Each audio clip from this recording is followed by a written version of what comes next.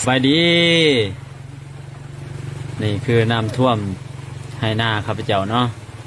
ตอนนี้ก็กำลังสิหาวิธีแก้ไขเนาะเราเขานี่มันสิท่วมเราเขาเลยเด้อพี่น้องเด้อโอ้ว่าสิแก้ไขอย่างไรเนาะตอนนี้ก็กำลังแนมเบิ่งอยู่ว่ามันสิไปฮอดไสทั่วไปเลยเนาะทางนั้นเนาะเต็มไปเบิดเลยเนาะในทงหน้านี่เราอย่าไรเตียงเหรอจะไปเห็นทงหน้าเลยนะเห็นแต่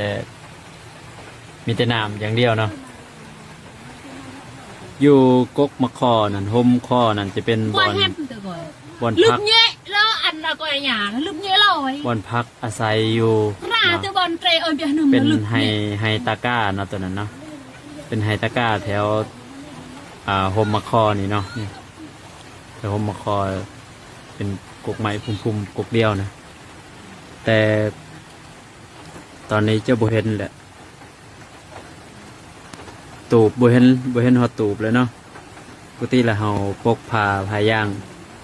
มุงพาย่างเนาะเป็นที่อาศัยที่พักเผากายอย่างต่างๆแต่เดี๋ยวนี้มันทั่วมาแล้ว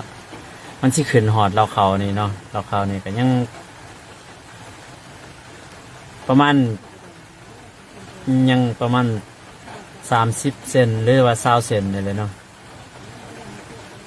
ตอนนี้ก็กำลังจอบแนมอยู่สิหาวิธีแก้ไขเราเขาว่าสิเอาจากใด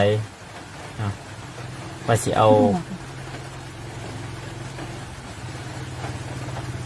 แต่เขาบ่เพราะว่าบ้านเฮาก็เป็นชนเผ่าเนี่ยเนาะเป็นชนเผ่าเนี่ยจะสิเอาเราเขาไปใส่เดี๋ยวนี้เนาะเพราะว่าถ้าเราเขาเปียกก็มันเป็นหีบเป็นข้องของชนเผ่าอีกถ้าว่ามันเปียกเขาเปียกยังนี่นะแต่ก็คันสิโจมไปก็ต้องได้ใส่คนลายพี่น้องเลยแต่ละคนกับในตอนนี้ก็แต่ละคนกับเกี่ยมลีกเลียงคือกันเยอะเลยพายเด้พายกระตุกบ่เลยยังหันเบิ่งเดซูมให้ซูมเบิ่งหันเด้เนาะคือนี่คือเป็นหาจับจิโร่เนาะพี่น้องเนาะจิโร่จิ้งหรีด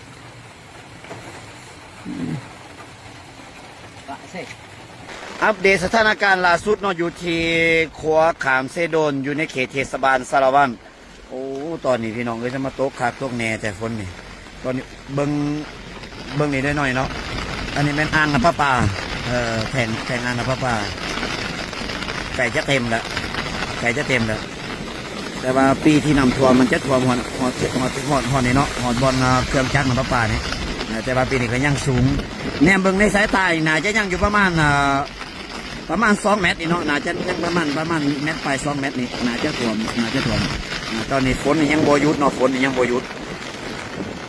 แต่ว่าถ่ายเห็นเซแคมตาลิงนี่ยังสูงอยู่เนาะยังประมาณ 3-4 เมตรตามแคมตาลิง2 เบื้องนี้เบื้องนั้นก็น่าจะประมาณยังเหลือประมาณ 2-3 เมตรอันนี้เป็นทางเส้นทางเบื้องพ้นบกเนาะแถวเทศบาลเดี๋ยวมาเบื้องฟังนี่ตัวนี้มีรถลายเนาะเข้ามาเบื้องนำเพื่อกันเบื้องสถานการณ์นำคือว่าน้ำนี้ยังน่าเป็นห่วงอยู่เนาะน่าเป็นห่วงที่ว่ามีมีคอนลายนี่แปลว่าอยู่ถ้าแบบนี้เขาเอิ้นว่าเบื้องเทิงนี่ฝนตกแห้งเนาะถ้าว่ามีมีคอนลายเบื้องตามตะลิงนี่น่าจะประมาณ2 เมตรกว่าเนาะเบื้องนี่ประมาณ2 เมตรตะลิงเบื้องนี่ประมาณ2 เมตรแต่ว่าตะลิงเบื้องนี่ยังสูงอยู่ประมาณ3 เมตรไปอันนี้อยู่เขตเทศบาลสารวัตรเลย เพราะว่าตามข่าวนี่ห้อง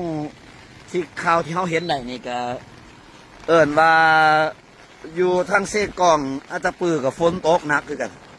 พายุคักพายุแน่ดิโอ้ยจัดกันเบิดทีเนาะเบิดทัวสารทิศสถานการณ์ทั้งเซกองอาจจะปื้อเป็นแนวใดเนาะเพราะว่าน้ำนี่ส่วนใหญ่มันก็ไหลมาจากทั้ง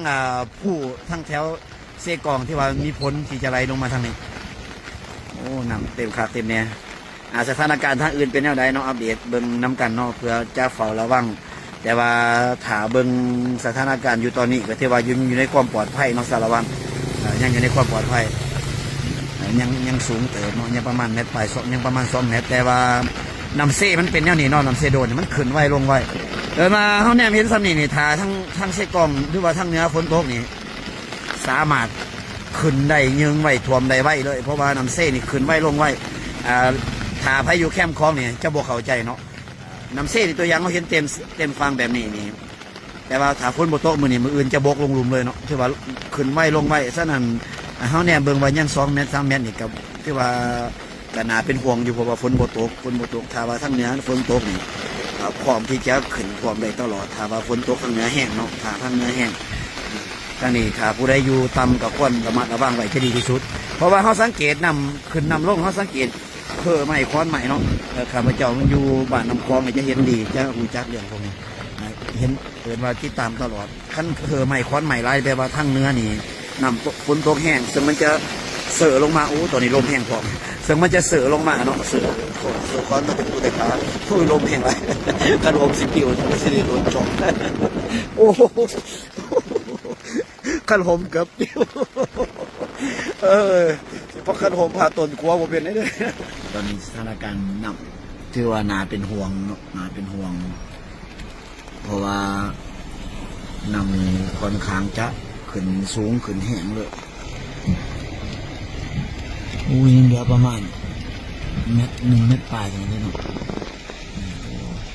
ว่านำขึ้นแห้งคนหลายแต่ว่าฝนทั้งเถิงตกหลายเบื้องนี้คือกัน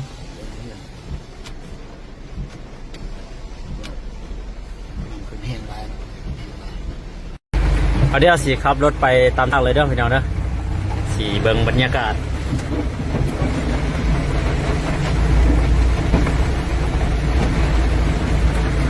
สิให้เบิ่งบรรยากาศนี่มีสวนคือสวนของโอ้อันนี้ก็เล่าเขาอีกเนาะเล่าเขาชาวบ้านเพิ่นตายเล่าเขาพอยที่นี่กำลังมัดเมียนเขาอยู่ตอนนี้เนาะนี่กระตูบของโอ้ตายโอ้ตายสิหอดใส่ไฟอะไรจังหน่อยนี่ใส่ไฟตูบนี่เบอร์เลยโอ้อันตรายแห้งโอ้น้ำพี่น้องเอ้ยโอ้สิหอดปลายไม้อยู่พี่น้องนี่ว้าวตายคักแหละเดี๋ยวสิไปทางนี้เนาะเลยสิเข้าบ้านเพื่อนประชาชนจังหน่อยสิไปทายเอาบ้านเพื่อนประชาชนเด้อบ้านทั้งลุมมันท่วมไปแล้วเนาะผมมีโอกาสได้ลงไปทายเถื่อเพราะว่ายังได้มันเมียนเขาอยู่นี่คือสายน้ำสิโดนเด้อนะก็ฝนตกแต่เมื่อคืนนี้แต่เวลา11 โมงมาหอมปัจจุบันนี่ก็ถือว่ายังตกอยู่แต่บ่นักนะก็ถือว่าเบิ่งน้ำนี่ก็ถือว่าหลายพอสมควรถือว่าให้มีสติระมัดระวังกันเด้อนะพี่น้องเฮาสายสิโดนถือว่าแข้งสารวัตรเฮาถือว่าฝนเดิมตกหนักก็ถือว่าฝนสิเช้ามื้อใดก็บ่ทันฮู้นะก็ถือว่าองค์กุตุนิยมเพิ่นได้แจ้งก็ถือว่าในวันที่12-53นะมันคือสิบิตในวันที่12นะก็ถือว่าเบิ่งตัวจริงกันติดตามเบิ่งกันเด้อพี่น้องเฮาเด้อเนาะถือว่าติดตามเบิ่งกันแม่น้ำสายสิโดนเฮาแม่นว่าเพิ่นขึ้นหลายเนาะก็ถือว่าเกียมรับมือเกียมเก็บสิ่งเก็บของนะหัวคอยไปเขาแต่ว่ามีพื้นที่เสี่ยงนะก็ถือว่ามีสติร่วมกันเด้อพี่น้องเฮาเดี๋ยวว่าปัจจุบันนี้ถือว่ายังตกทยอยลงมาอยู่นะนี่ถือว่าเป็นบรรยากาศน้ำสิโดนเฮานะถือว่าเกือบจะเต็มพังแล้วนะยังประมาณอยู่ยังประมาณ3 เมตรนะยังประมาณ3 เมตรก็ถือว่าเต็มขอบนะ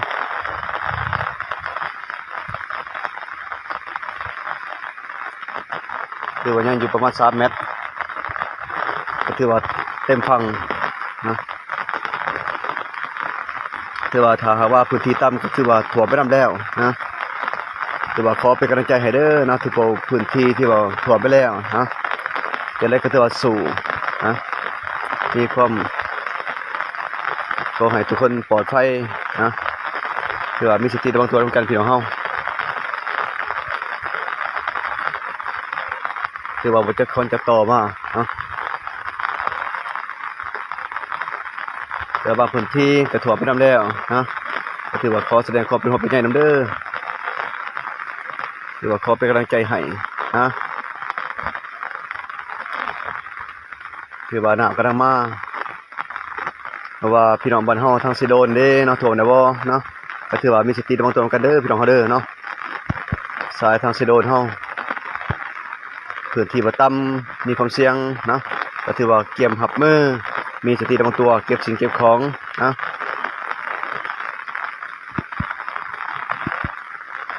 และพยายามให้ติดตามพยากรณ์อากาศเนาะ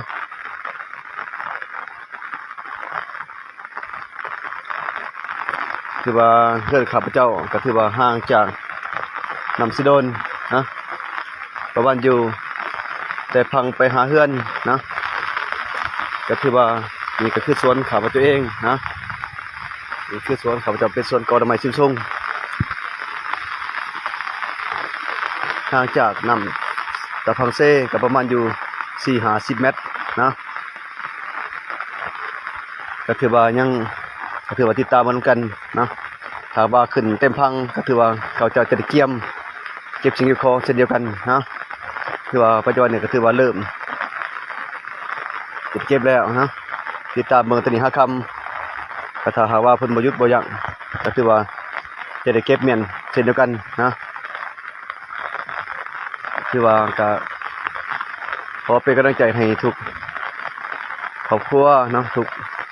ท่านที่เขามาติดตามเบิ่งหรือว่าจะได้ก็แล้วแต่ขอให้ทุกคนปลอดภัยนะและมีสติระวังตัวร่วมกัน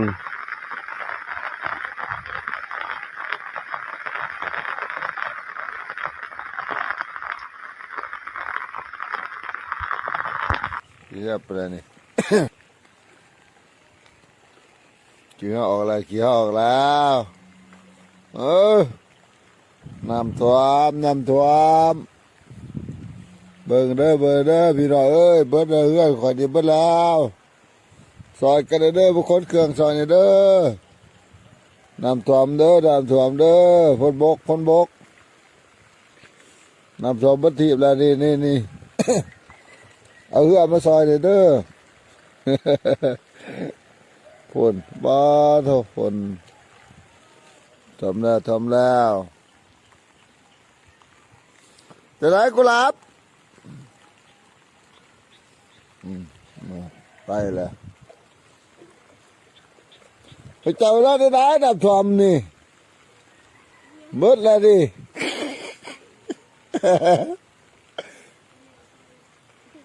โอ้ยออก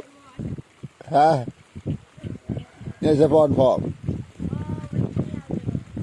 ตายน้ำทอมพี่น้องเลยทอมมดที่นี่แน่เบิ่ง หมดเลยลงบนนอนนี่